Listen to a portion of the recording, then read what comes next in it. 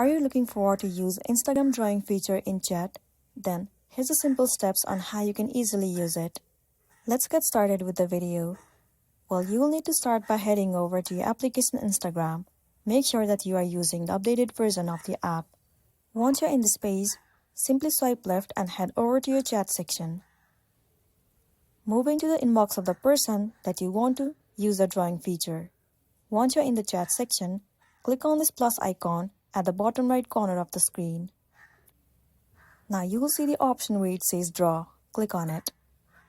Now you will be able to draw anything in the chat. Right here you can use different brushes.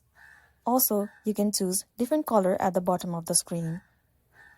And then you can also manage the size of the brush. Once selected, now you can start drawing anything. Let me write something.